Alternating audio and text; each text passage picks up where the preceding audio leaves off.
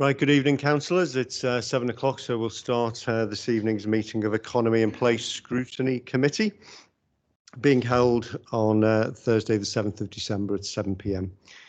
I'd first like to introduce two new members to the committee. So, Councillor Waring and Councillor Moss, welcome to Scrutiny. Moving on to the agenda, apologies. I've received 3 apologies for this evening.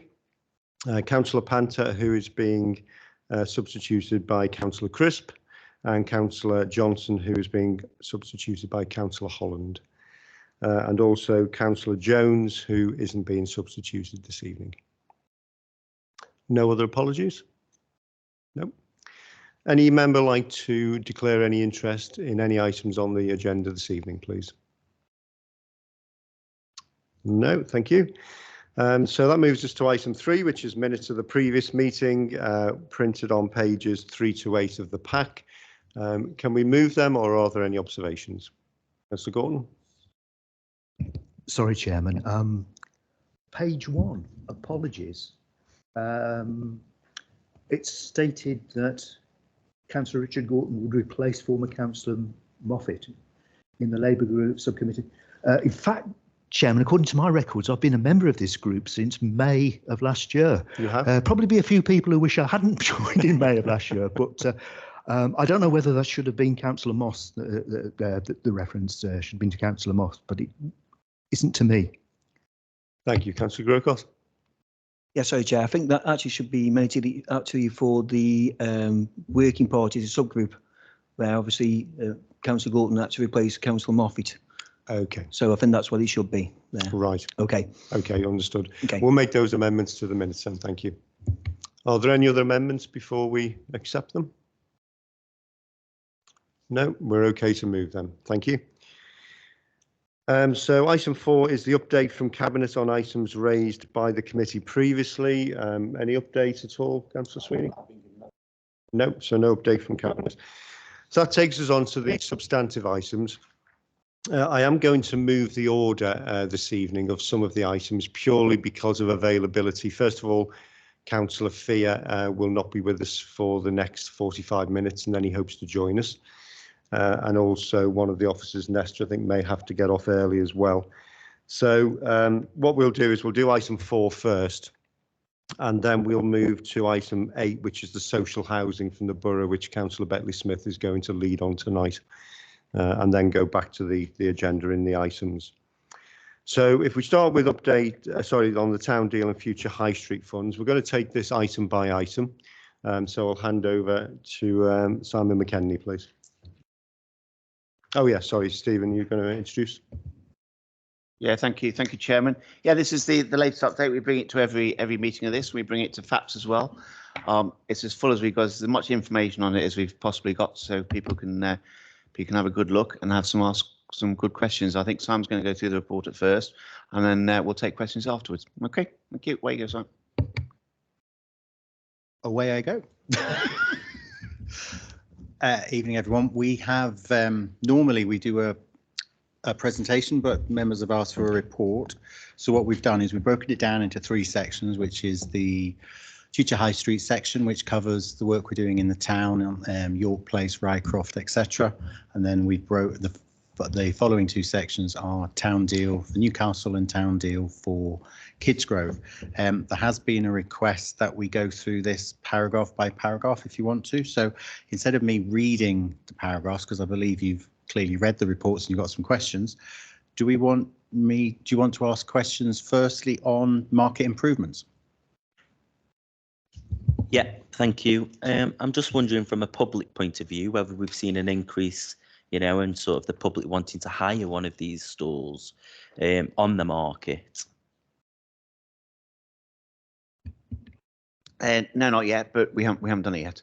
I think Councillor Gorton was very optimistic at the full council, suggesting we have a people queuing up for the free market on a Monday. I hope you're right. But it hasn't actually started yet, so we'll let you know when it does. Okay, thank you. Okay, any other? Very good question on the markets, Chairman. I was interested to read this reference to nipper parking time. 20 minutes. Just wondering, where did that come from? How did you arrive at a 20-minute limit? We estimated how long it would take to park a car, nip to the shop where you've ordered something, and then nip back to your car. And so we went for 20 minutes because it wasn't half an hour and it wasn't 10 minutes. It was as simple as that.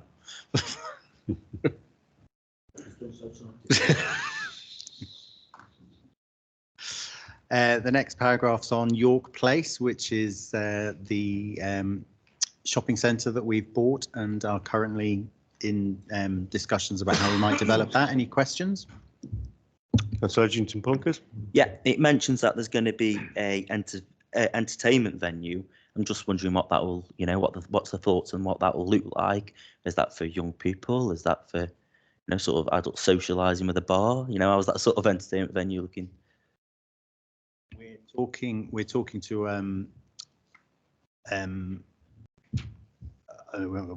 we're talking to the Jules Brewery, who own the pub next door, who have got something similar down in Stone, where they've built a theatre next to one of their pubs, and they've handed that over to a community interest group. So they're interested in doing something on a small scale in Newcastle along those lines for a music venue of around up to 100 people, where up and coming bands could come and perform instead of playing in small bars, and then there doesn't seem to be something between the small bars and the next venue up. So it's something along the lines of that. It's very early days at the moment whether we actually pull this off, because there are lots of things we have to deal with in terms of acoustics, noise treatments, etc., etc. But that is one of the ideas that we're trying to bring forward. Any other questions on this item before we move on? No, thank you. Rycroft in entirety, or do you want to do it car park, residential, hotel? Yeah, let's do car park first. Okay, please. car park. Yeah.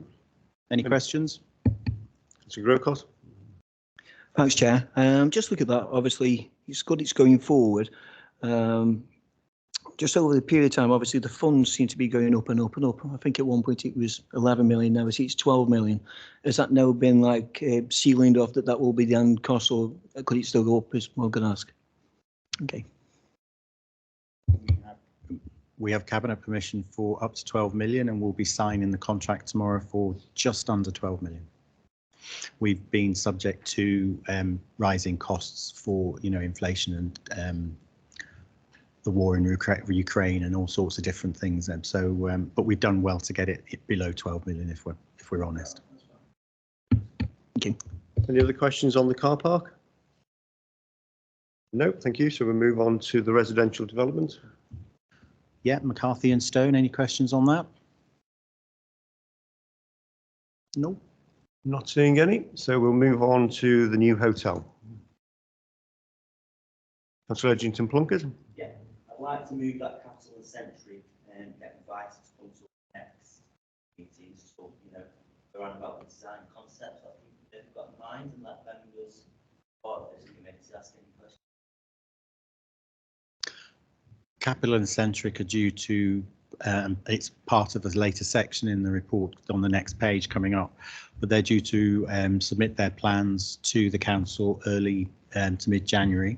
Subject to those being acceptable and affordable, we will be taking those plans forward, and the leader and the deputy leader have promised that they will, Capital and Centric will be made available to answer such questions.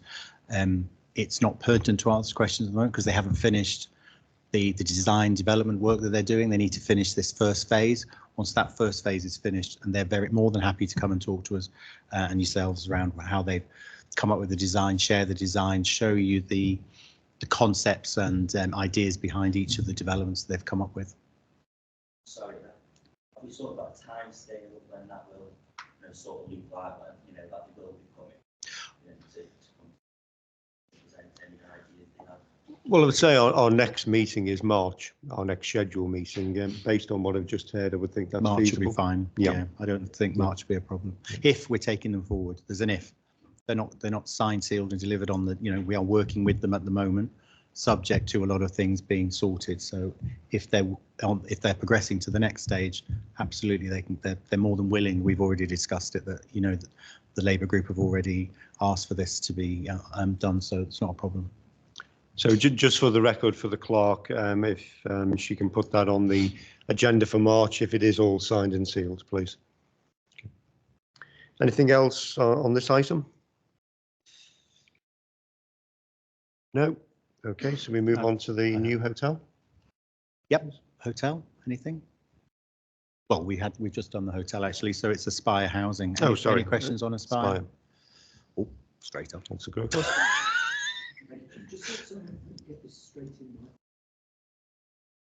is no longer any discussion with Aspire about a new headquarters on Rycroft. That's gone. That's changed.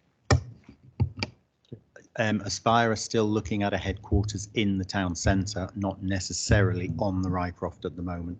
That we are working with them for a housing development on the Rycroft site, and we are working with all three partners, Aspire, McCarthy Stone and Kaplan Centric, to make space for all three aspirations, and the hotel obviously, sorry, because the Kaplan Centric will be developing out the hotel most likely. Any other questions on that item? No. So that's Kaplan Centric takes us next. on to 2.2. Any questions on 2.2? Councillor Grocott? No, it's just an observation. I think most of them have actually been clarified by Simon just actually that the financial diligence is going to go forward. So just so we will just be kept informed and just go along with that. That'd be fine. Okay, thank you. Any other questions on item 2.2, please? No, so we'll move on to the Newcastle Town deal and the Midway car park. Any questions on this item?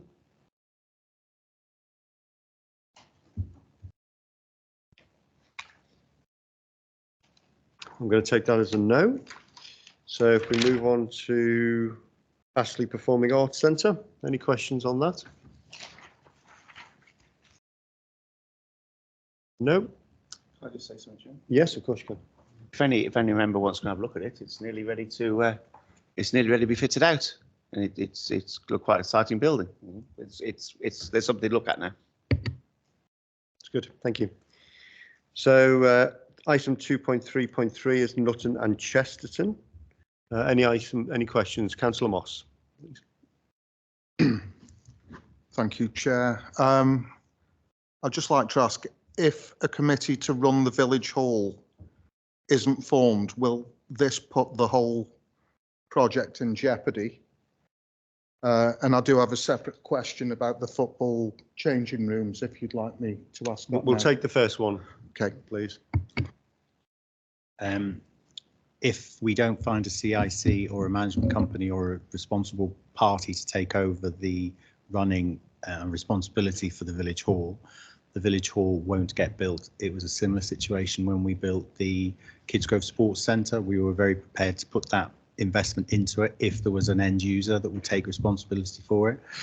Otherwise, we're building something that then becomes a liability and a risk to the council. And we need to know that there's somebody that wants to take responsibility for that. So we are now starting to look around who might take that forward. Sorry, can I just ask what the timescale, sorry if I've missed it, usually looks like for that? So the timescale's linked to the money spent, so we've got till 2026 to build it. We'll probably get planning permission for the building, but we won't commence construction until we know somebody's likely to take it over. Councillor Grocott? Yeah, obviously we've involved with community centres. Just wondering, have we had any kind of applications so far? Are we going through, or could we be using support strategy as well?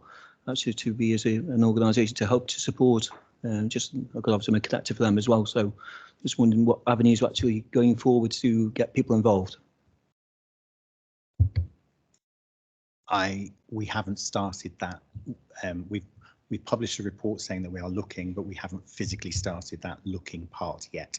But it will be starting, and I take the suggestion of support staffs and community centres as a first call, because that's a really useful suggestion. So we'll take that forward. So coming back to Councillor Moss, please.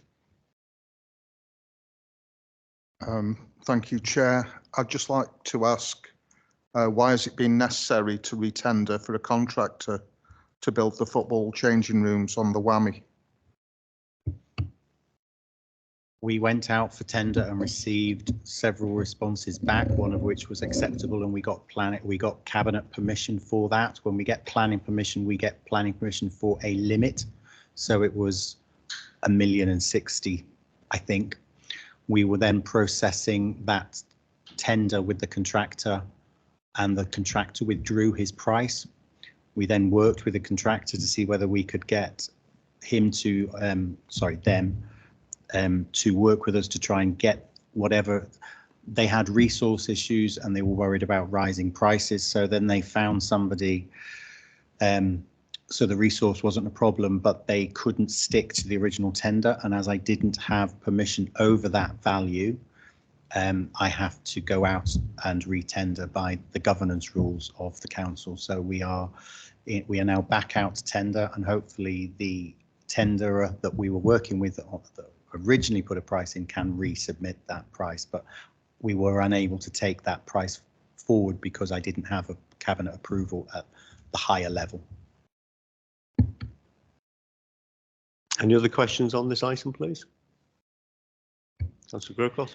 Yes, thanks, Chair. Just a quick one, and this is on the Cheston part, obviously in my ward. Obviously looking at the PAR from Aspire. Just wondering if it may be possible, because I've not actually seen the PAR myself personally, if I could have a report on that so I can take that to the residents as well, if that's available, please.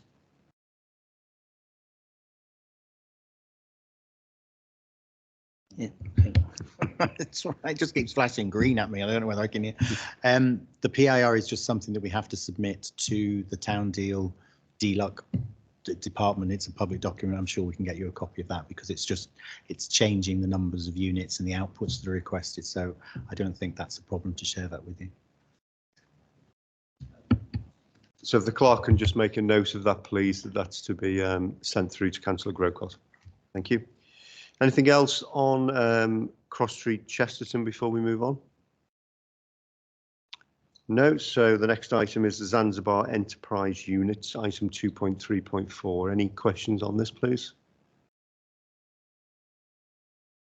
No. So walking and cycling provision 2.3.5. Councillor Edgington Plunkett. Thank you. I'm just wondering what involvement we've had as a borough with the Staffordshire County Council in regards to this, share our views and what we've done to get the public views as well, and specifically in different areas of where the cycling improvement should be implemented. It's predominantly a Staffordshire County Council led project. They have engaged with us as a consultee, but we haven't led on any consultations with individual areas or residents or communities. That has all been undertaken by Staffordshire County Council, who have funded most of the work themselves through their own budgets, and they have their own stakeholder engagement activities and rules and procedures, and the Town Deal has contributed to that, but they have run that project themselves. So we haven't actually said we want it there. They've got all the figures because they run the highways. Any other questions on this item? Councillor Sweeney. I can add a little bit to you. It's a county council project, like you say. They've done the George Street sort of cycle outside of George Street. They've also done by Gallows Tree Lane roundabout. There's a big new crossing point there being done, and the next one will be Hassel outside here on Barracks Road. That'll be that. I think that's the last part of this particular angle. Then it'll take bicycles down through the town. I think they're still working on the way to go, but it'll go alongside of the old library onto Mariel Street and pick it up from there. So the idea is you can virtually cycle from Keele University to Stoke Station without going on a road. No, it's not 100%, but that's what they're aiming to achieve. Thank you, Councillor Sweeney. So we'll move on to the next item, which is sustainable travel. Any questions on this, please?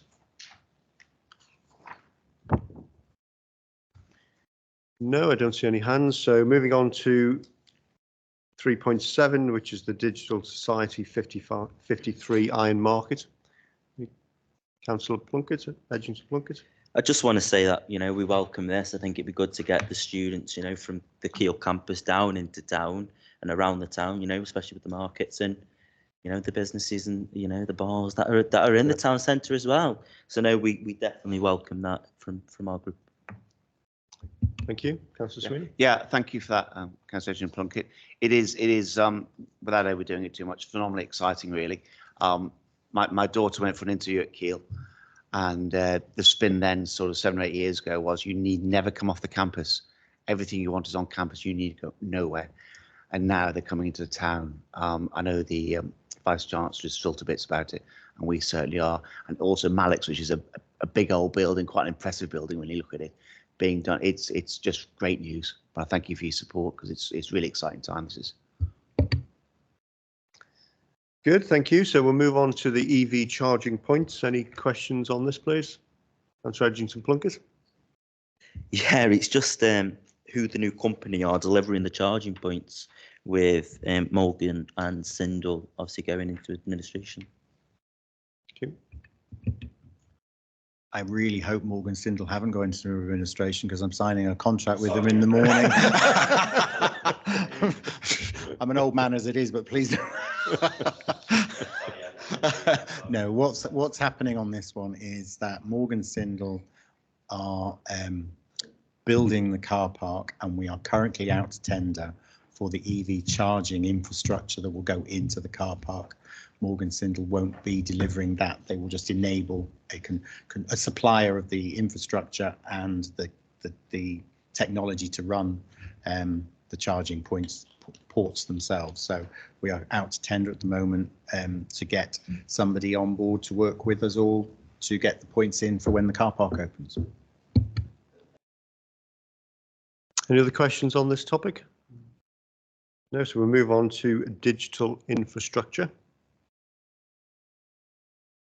So I have a question on this. I mean, what will this actually deliver for us, please? This is going to deliver super fast or giga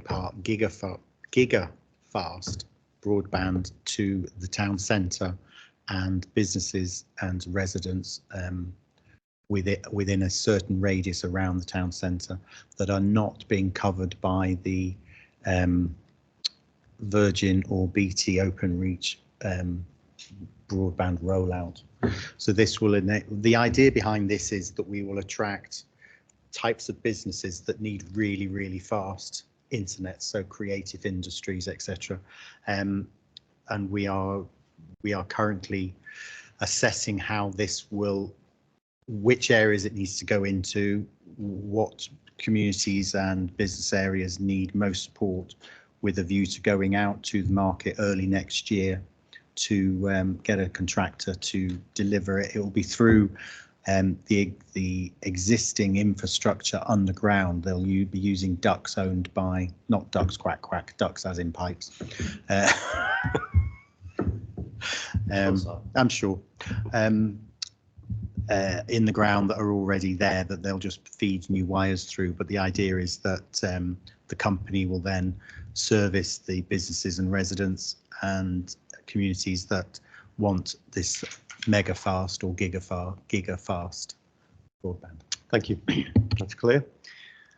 No other hands raised, so we'll move on to item 2.4, which is the Kidsgrove Town deal, and the first item on Chatterley Valley. Any questions, anyone? No, thank you. Next item, Kidsgrove train station works. Any questions, please? No. Canal pathways. Shared service hub. Councillor Grosvenor. Yeah, I think I can say this as a Kidsgrove Town councillor, as well as Councillor Waring and Councillor Burnett there. Really positive for obviously Kidsgrove as well. Just wondering how far are we down the line with a CIC, or is that still ongoing, to find someone to actually run that, please? Again, this is one of those situations where we do need a CIC, but whilst the town council are looking for that, the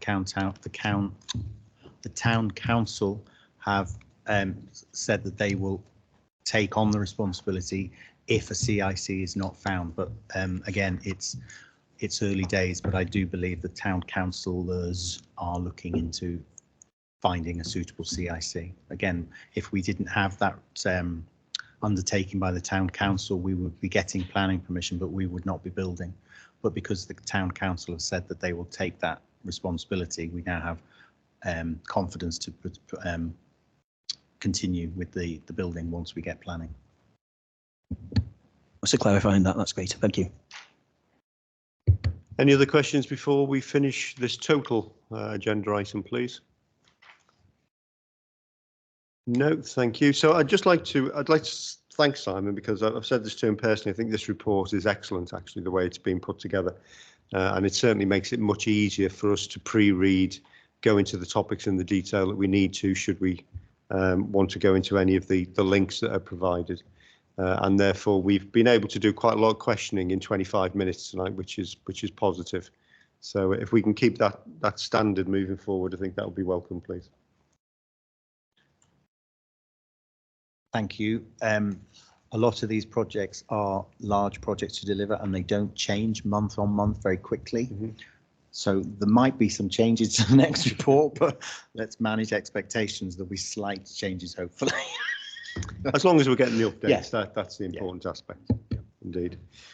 Right, so we'll move on to, as I said, I'm changing the order of events. So we're going to move on to the social housing within the borough, item 8, and is on pages 35 to 64 of your pack. Councillor Betley Smith, who's been leading this group, is going to introduce and take us through this. Councillor. Yes, thank you, Chairman. You've got a fairly comprehensive report, and I'm not proposing to go through it in detail because you'll have read it, but there is one particular section that I intend to read out because I think it's fundamentally important. Councillors will recall that this came out of Councillor Moffat raising concerns with photographs of a particular case or cases. Well, in fact, that turned out to be a particular case. And we then looked, I've done quite a lot of statistics, and the group then looked at what we did with this, because in effect, you could end up with a non-representative sample of one and then start drawing conclusions about the whole. But the non-representational sample of one could actually be quite a valuable case study. So we then decided that we would look, do a survey, and then we would have case studies. But it then became apparent that it wasn't such a widespread issue. So we then began to change the focus, because there's quite a lot of dynamic going on within the sector in terms of improvements that are being done because of the mould issues. And the mould issues have become more critical because people have been reducing the ventilation because of the cost of energy. People have been working from home, which is producing more moisture and so on. So you've actually got a little bit, and obviously turning down the heating. So you've got more condensation. So you've got quite a lot of problems going on. But it then became apparent that the providers were seized of it. And so we thought the best thing to do was go out to the providers to get some idea of what was happening, rather than do a survey. Now, a survey of housing stock is due from time to time, and the next one's due by 2026. We did think about trying to bring it forward to next year, but we then concluded that that was not necessary, because, as I've said, there's so much work going on in the sector in terms of dealing with the mould issues and so on and so forth, following the death in Rochdale. And then also we've got the social housing regulations that have just come in, which are going to have an impact. And it's not really that meaningful to take a snapshot of a work in progress, unless there's real problems, which there aren't, and I'll come to that in a moment. But it's not meaningful to take a snapshot of a work in progress. Whereas when we get sort of next year and whenever, some of this work will all have been completed and done, and then we're in a much better position to make an assessment and then draw conclusions. Because we can't draw conclusions at the moment when the thing is moving in a very positive direction, I might add. Councillor Moffat then left the group, well, left the council, left the group, which meant then that the case studies, which were not really that extensive, were lost, because what we wanted to do with the case study, and Aspire had agreed to do that with us, was actually work through the case study to find out what had happened as to why it hadn't got reported earlier. Was it a problem with the individual not being able to report it? Was it a problem with the system or whatever? But those lessons learned, we can't, simply because we don't have the case study. But I don't think that undermines what we've actually done here. Now, if I can just, if you allow me to read this bit of the report, because I think it's very important. 9 registered providers responded and provided written submissions. Although each of the registered providers responded independently, addressing issues specific to their own experiences. Generally, the sector is attuned to the requirements related to fire safety and carbon neutrality, which would require retrofitting and remediation. Registered providers have alluded to a challenge environment with the economy experiencing interest rate increases and inflationary pressures.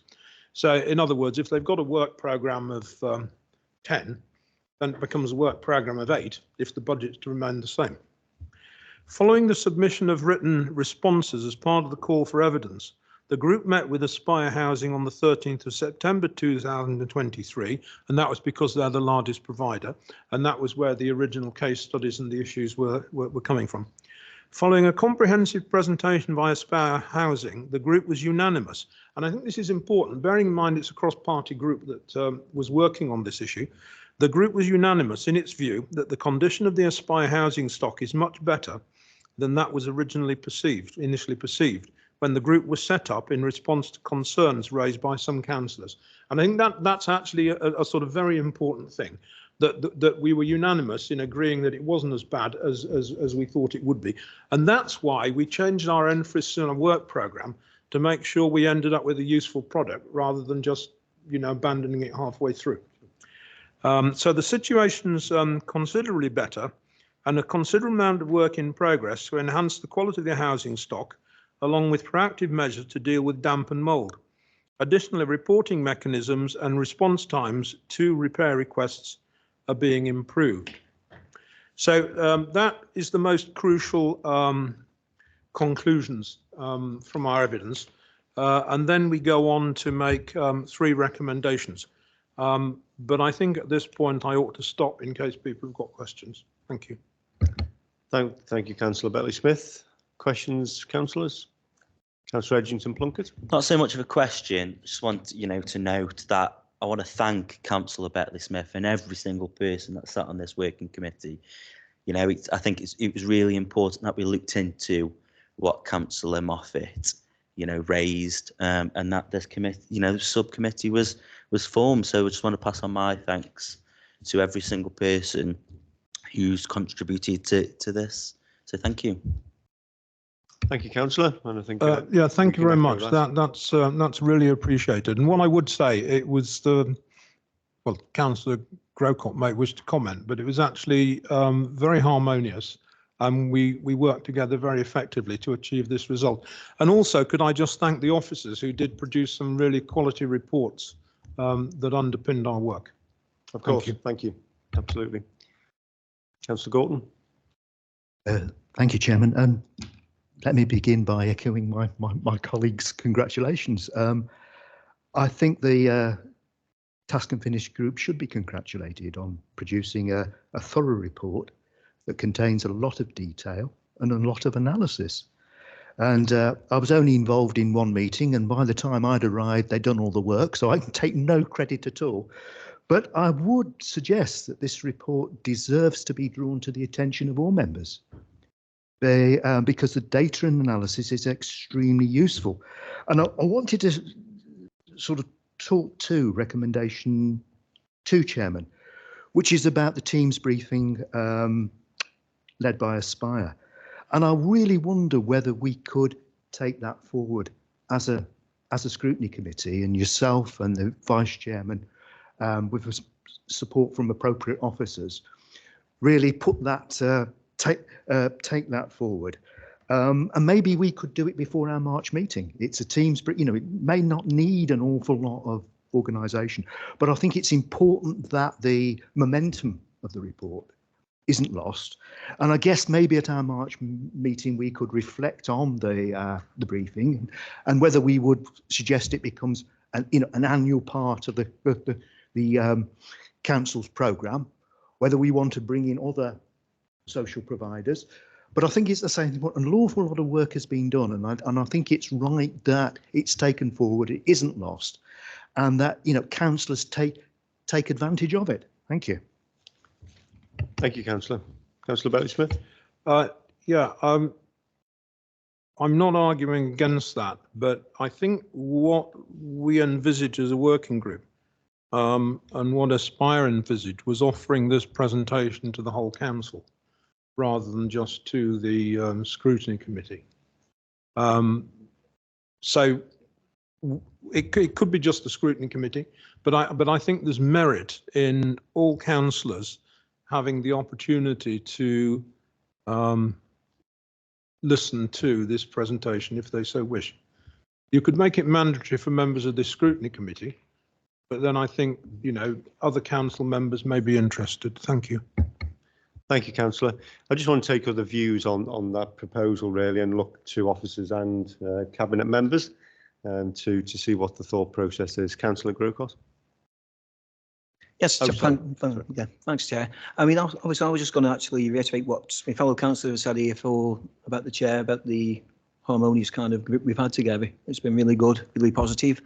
I think the one thing I've seen with Aspire as well, their willingness to admit there's mistakes and actually learn from that, especially Dan Gray and them have been really worked hard with me on other projects as well. So they're moving forward, and I think they'll admit that.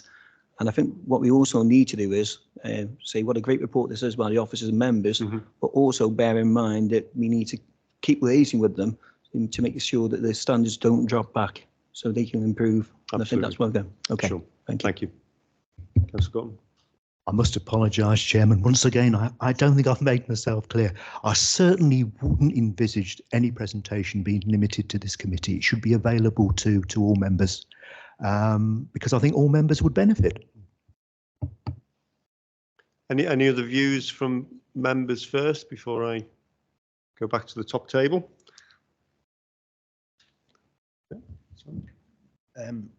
We could do an all members briefing like we've done for planning and stuff. We could definitely organise one of those a suitable time to come. When you read this, Aspire has agreed at the request of the working group they would be willing to give a presentation by team. So seems perfectly reasonable. So I think what I'm hearing is that rather than take it to full council, is that we invite all members to take part in such a session, and then that will allow them to contribute, and then it can be brought back here in March for any final questions and comments. If all members are content. Okay, thank you. So would you like to continue, please, Councillor Bailey-Smith? Yes, thank you, Chairman. We've got 3 recommendations. One is in terms of energy efficiency, dampness and mould and so forth, and making a condition assessment. That is due statutory requirement, I think I'm right in saying, by 2026. There's no merit in doing it in 2024. We may want to consider doing it in 2025, but it could be left, I think, and I'm looking at the officers here, till 2026. That's recommendation 1. Yeah, Chair, if I can confirm, that is work that was originally planned to be completed during financial year 25-26. So that would align with our programme that we do have at this moment in time and the updates that we received in terms of the housing stock. So that would align quite nicely. Perhaps, Chairman, then I can propose that with regards to 1, an assessment is made in year 2025-26. Okay, thank you. Any views on that or any seconders for that proposal? Mr. Grocott? Yes, okay, thank you. Any counter proposals before we just vote on it? No, so all those in favour? That's unanimous, thank you. Thank you. Moving us on to agenda item 2. I think in effect we've dispatched that with the team's presentation being arranged between now and our next meeting in March. So perhaps we can leave that with the officers to set up. Thank you. Thank you. Anything further, Councillor Bentley-Smith? Yeah, moving us on to recommendation 3. We've said that we need to take stock, we've said within 12 months, of how the Social Housing Regulation Act 2023 is working. And what I would propose, there's no need for a subgroup. This can actually be dealt with within this scrutiny committee, in my view, that let's say in December next year, that we ask the officers to go back to the providers in the way they've done for this report and ask questions in respect of how the Social Housing Regulations Act 2023 is working and what impact it's having. So that's my proposal. Thank you. I mean, I think that sounds very sensible to myself. Does anybody have any differing opinions on that? So I don't think we need to take that to the vote, so that's fine, but we'll move that forward, and I'll just ask the clerk to register that and make sure that it's put in the workflow for that time period. Thank you. Do you have anything else on the report? No, thank you. That completes my item. Thank you. So I'd like to thank you for chairing this this subcommittee, and also everybody that took part, and just reiterate, I think, the excellent work that's been done both by members and by officers in preparing it, and we'll take it forward as we've already agreed to. So thank you. Right, so we'll now move on back to the original items. So item 6 is the planning enforcement and performance on pages 19 to 28. Councillor Fear isn't here to introduce. Do you want to do that, Councillor Sweeney? Yeah, I just had a text off Councillor Fear, and he's not got to Congleton yet. So that's another quarter of an hour plus half an hour Friday, and so he's not going to be here. Yeah, this is something I think this committee asked us to do. See our planning enforcement. Now there's a policy now. It's on the website now, but it wasn't on the website when these papers were done. But I think I'm going to pass you over to Craig, who's going to tell you all about this. Thank you. Thank you. Craig. Thank you, Chair.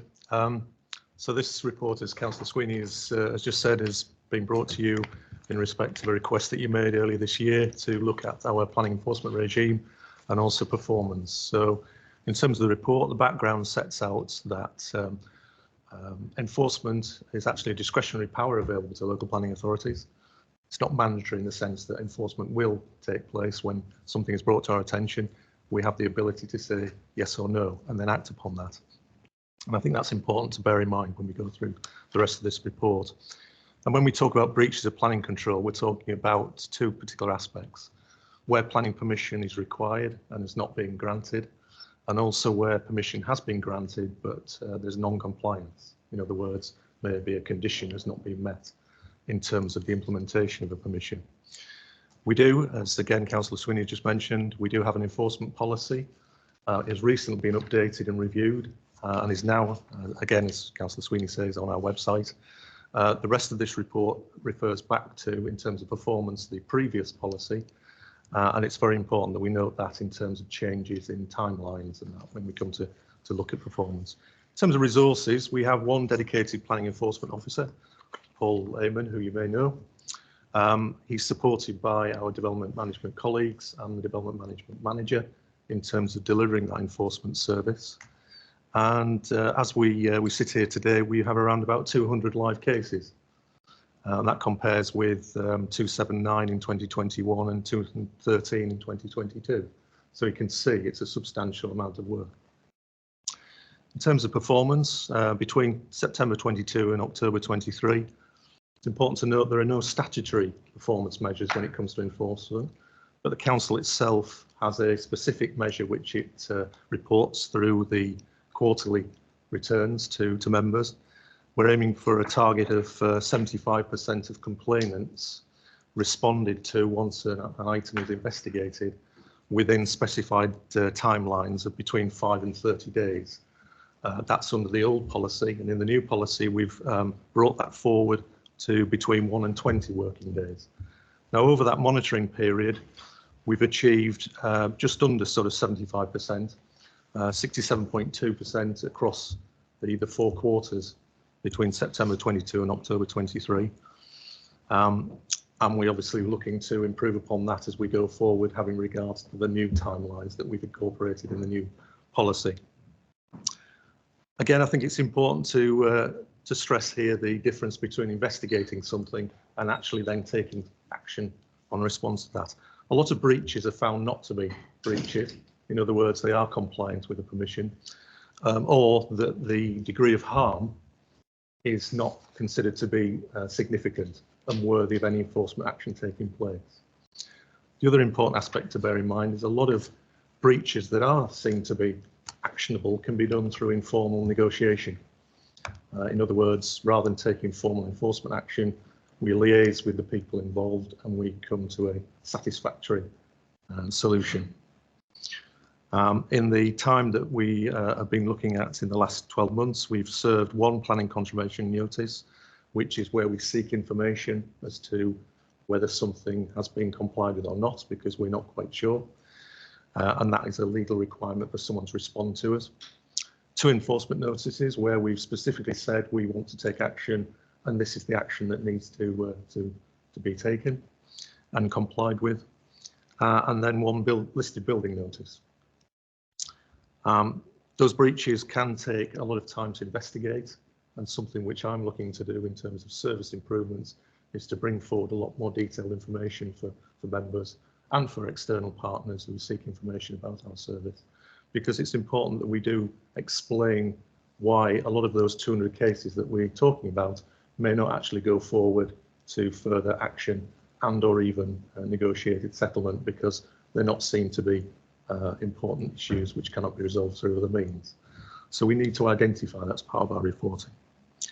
So this links in nicely to the next section of the report, which is about service improvements. An important aspect of the job is to look at how we can make things easy for our internal colleagues doing the job, so that we've got built sufficient capacity for them to be able to meet the demands, but also to improve our customer experience, including the people that are complaining about alleged breaches of control. So the report just highlights a number of the issues that we're looking to address in that vein, including introducing online forms to help people report alleged breaches, use of our IT systems to ensure that we take some pressure off our administrative support function. In other words, we can use letters and notifications in a more formal basis and using our IT systems rather than get people to have to type things out and send them. An important issue here is improving our web pages, so we provide more and better information. And that obviously has a knock-on effect because it lessens the number of inquiries that our officers have to deal with where people are asking questions. We're also looking to use mobile tablets so we can liaise with our IT systems when we're out on site, and we can in real time effectively upload information, which again makes life easier for everybody.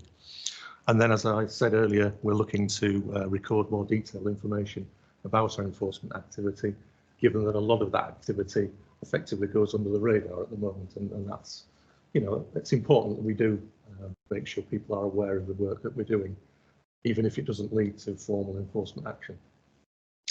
Thank you, Chair. Thank you, Craig. So obviously this was sent out as a pre-read as well, so I'll open to the floor for any questions or comments, please, members. Councillor Gorton. Thank you, Chairman. I've got a couple of questions really on the section headed service improvements, and particularly paragraph 213 and 214. On 213, I was very interested. Have we got any evidence really that people are using online forms to report matters? I can understand it's part of the One Council programme, but I'd like to hear whether we are, it's clear that residents are actually using the systems that are in place.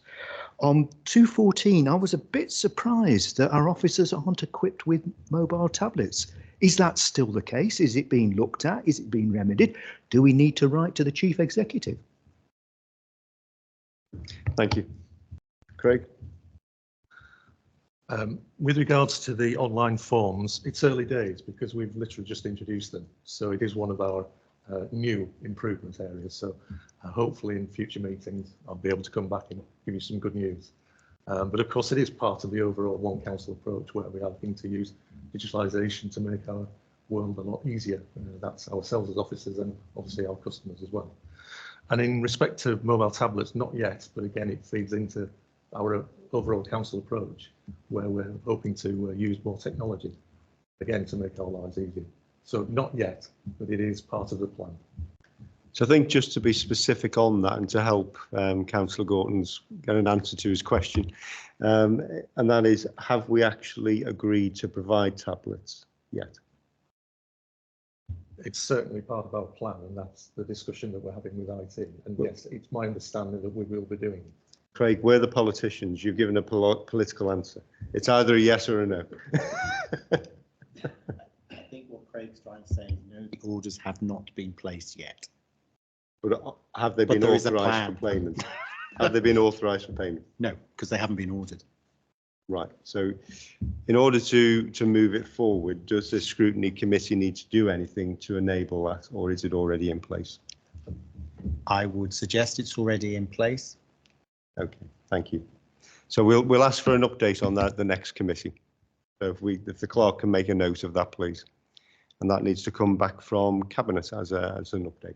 Okay. Any other questions, members? I've just got a few, Craig. Thanks for the report. It's, I mean, with regards to the service improvements, and obviously you've listed a number here. You've quite rightly told us that we have one officer, one enforcement officer. When you look at the number of cases, when you look at the number that actually go through to actual enforcement, and I know and I understand that we try and work to avoid that, do you believe, as head of that department, that one enforcement officer is sufficient? Picking up on the non-response to the last question, I'll be brutally honest. I think that we, as a council, would benefit from having additional resource to fully implement the enforcement policy and also meet the demands of members and residents as well in this area.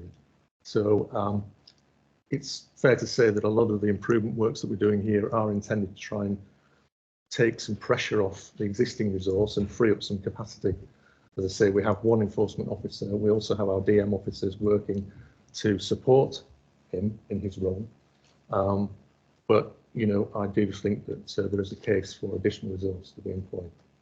Okay, thank you for being honest. I appreciate that.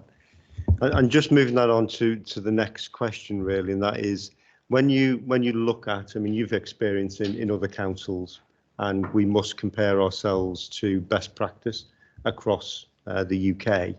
How would you rate our performance in this area versus other such councils?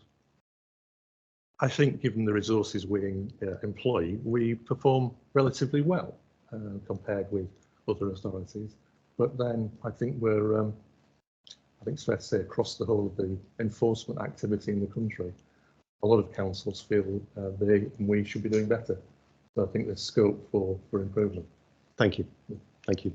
And that goes back to resource again. And I think the one aspect, certainly just speaking as a ward councillor, which I get frustrated with and my residents get frustrated with, is actually the amount of time it can take to get feedback on enforcement cases. And it's almost seen as if we're not treating them seriously. And I know we are, but it's the perception. And I think that goes back to hand in hand with the resourcing. Councillor Holland. Thank you, Chair. Question for the portfolio holder who's with us. I appreciate Councillor Fear's not around, but would Councillor Sweeney agree with me that we shouldn't underestimate the powerful contribution that the One Council programme is making to the freeing up of resource, not just in this area of the council's business, but across the council, and in doing so is going to deliver some of those better outcomes for residents who are reporting planning enforcement issues, for example, because they're able to do so online in a way that minimises the administrative burden on the officers and the resource that we have now. What a delightful statement, Councillor Holland. Thank you. yes, this council spent £1.2 million on the One Council approach, and that's generating savings over £1 million a year, and those savings go on forever. So 1.2 million outlay, £1 million plus a year, every year. And as Councillor Holland says, that the £1 million that we can spend on other things. So I agree entirely with what he says, and it's a very, very, very successful scheme that we've run. Thank you. So just taking that to its next logical point, because I'd like to hear members' views on, you know, we've heard the officer say resourcing is stretched. What are members' views on it, please? I hear Councillor Holland has actually referred to the One Council programme and digitalisation, and the administration workload would be reduced. But at the same time, I think we need to consider actively as a scrutiny committee the output and the amount of time needed to actually go and investigate, talk to people, interview people, etc. Are there any other views? Councillor Grocott and then Councillor Bentley-Smith. Yeah, I mean, just a quick one. I think it's quite a good point that obviously Councillor Holland and Councillor Sweeney have put down, and obviously for Craig to being so honest. Can I just ask you, I mean, I'm not quite certain on this one, but is Paul full-time or is he part-time, can I ask you? It's full-time. Yeah, it's full-time. Yeah. Yeah, it's just coming back because obviously I'm thinking about man hours and that, because that's obviously where he needs to be, well, not just himself, but as a council, we need to be out there to see people, and actually people seeing us out there as well as.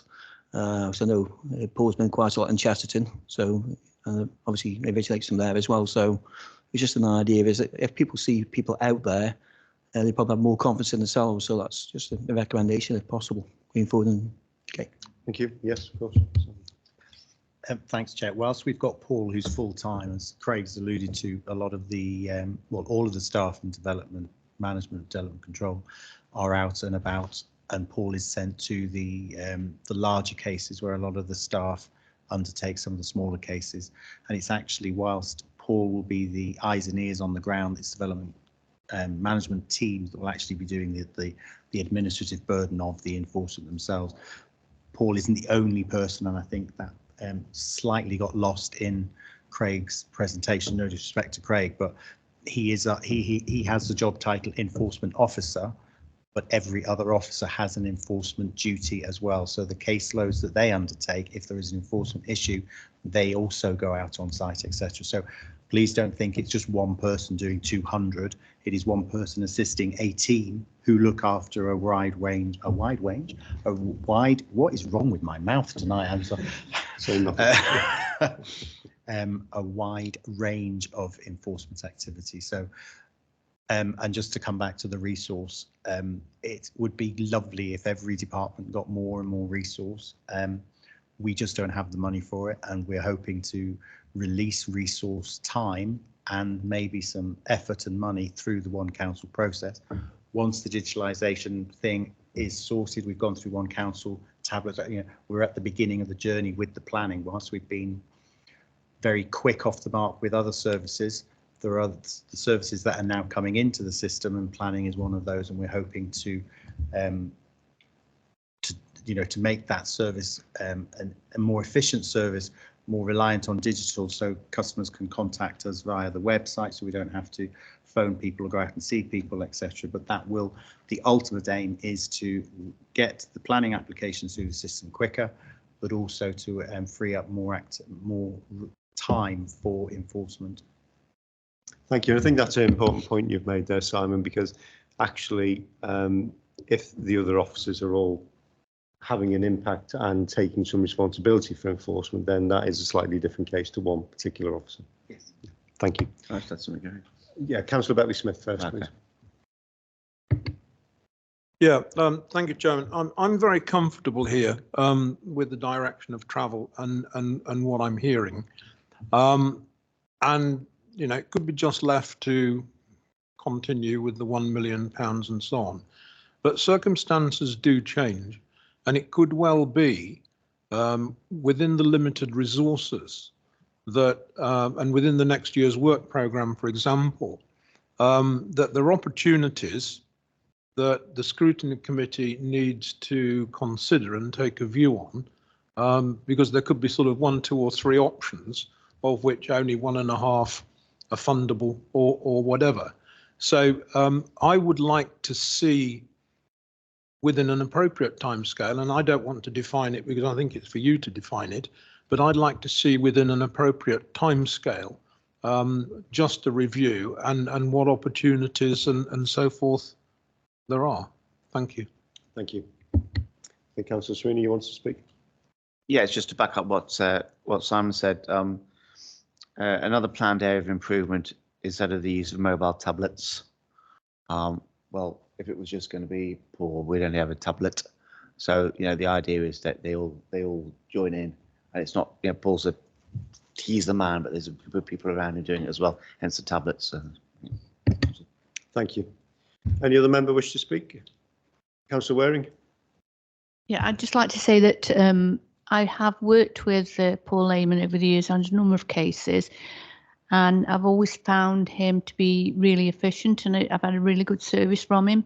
And we do get the notification regularly, so we can see what's going on in the ward, which is useful. So I've always been very happy with it. Thank you. Thank you, Councillor Waring. Any other members wishing to speak?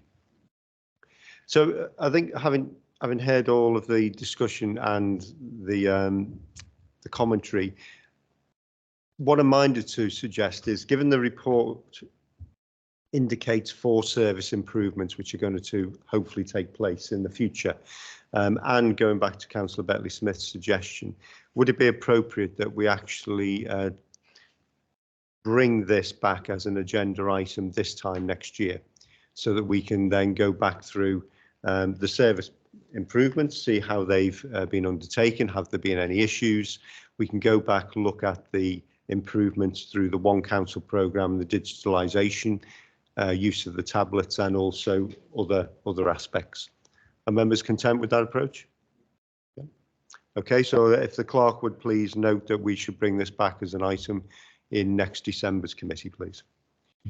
Thank you. So we'll move on to the final substantive item of the night, which is item 7 on your agenda, the Borough Local Plan update on pages 29 to 34. Councillor Sweeney, would you like to introduce us, please? Yes, thank you. Again, this is an standing item for this committee, and so it should be. We've got Mr. Clark here to talk to it, and he's the expert, and Andy Fear is also an expert, but he's not here because he's stuck on the train. So if I can pass over to Alan Clark, please, to update everybody with it. Thank you, Chair. Councillor Sweeney. Good evening, members. As Councillor Sweeney said, this is a standard item for the committee on the progress on the local plan. And at our previous meeting on the 21st September, we took the committee through some of the work associated with the consultation on the first draft on the local plan, which was undertaken during the summer of this year. And as set out on page 30 of the agenda pack, from paragraph 2.1 onwards, we've now completed the task of registering comments to the consultation. So we've had over 5,000 comments from just under 1,400 consultees to the first draft of the local plan. There's also been 4 petitions submitted during the consultation stage. And as set out in paragraph 2.3, there are a number of initial themes that have been raised, which have been noted there, relating to housing numbers and sites, etc. What the report also draws attention to is a report considered by Cabinet on the 17th of October, which did a number of things. It updated our programme, which is through our local development scheme. So our next intention is to move in the summer of next year to a full council meeting indicatively on the 24th of July to seek approval to consult on the Regulation 19 version of the plan, which is effectively the final draft of the local plan. And that is the intention, to consult on the plan again and then work towards the submission of the plan for examination by the end of 2024. The Cabinet report also agreed to some additional funds to assist us in meeting that programme. And it also recognised that we are to take a more detailed report to our Cabinet on the 16th of January, which will set out some more details on the main issues raised. but we'll recognise that this the report to go to Cabinet in January will be a report that identifies the main issues, but we won't be able to provide a full response until we draft the final version of the local plan, because it's not until that stage that we've got a full and complete answer to some of the issues that have been raised. So I think that was the main points I wanted to draw attention to this evening. Thank you. Thank you, Alan. So again, members, this has obviously been available for a pre-read. In totality, it is a regular agenda item. With us, you've heard Alan's update, so any members wish to comment or ask questions, please. Councillor Gorton.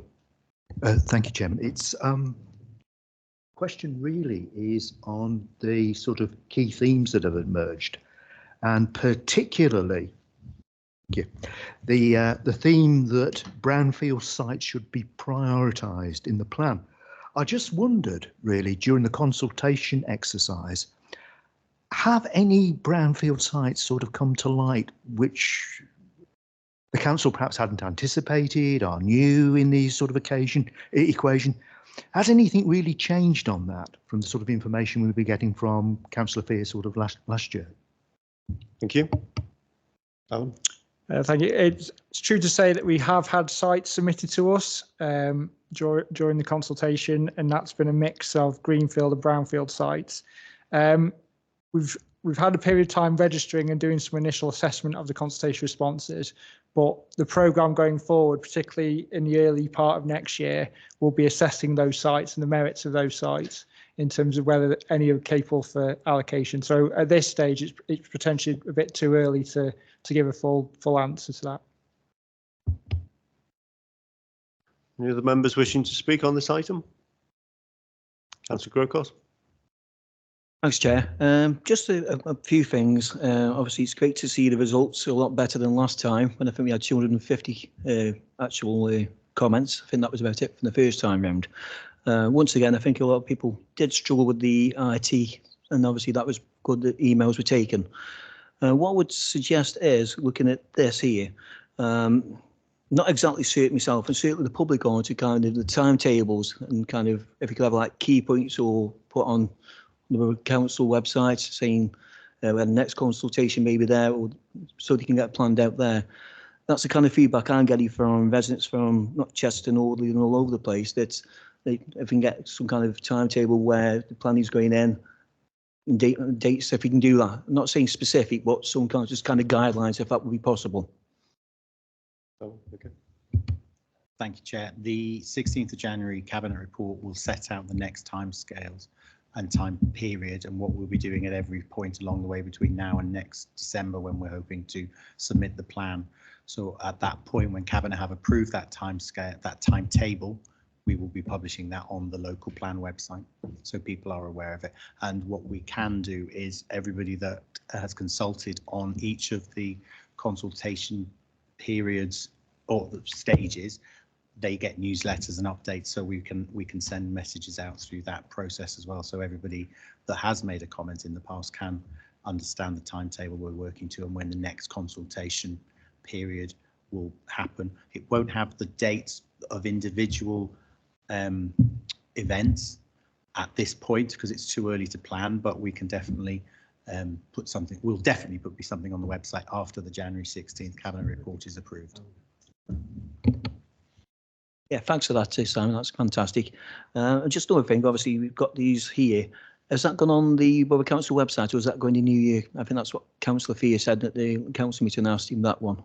Just like the responses, if they've all been loaded up, and so people can see the actual figures. Okay. I'll try and answer for Alan, sorry. The responses will be made available at the January Cabinet paper. Okay. The responses aren't already, but the actual consultation submissions will be available on the system.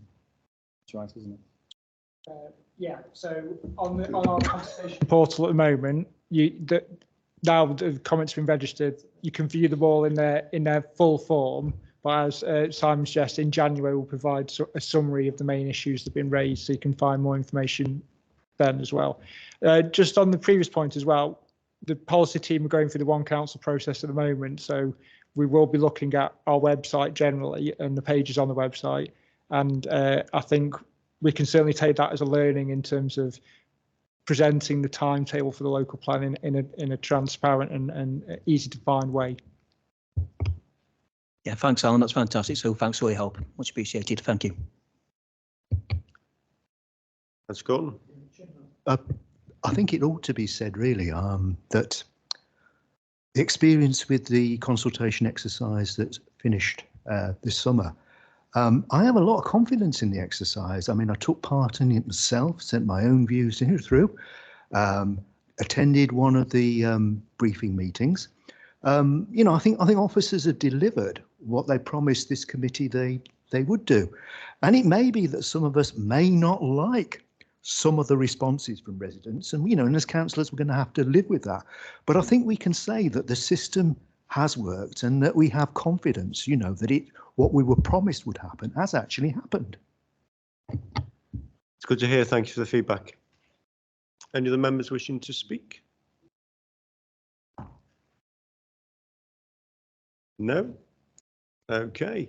Right, so we'll finish that item then. Thank you, and thank you for the update, Alan.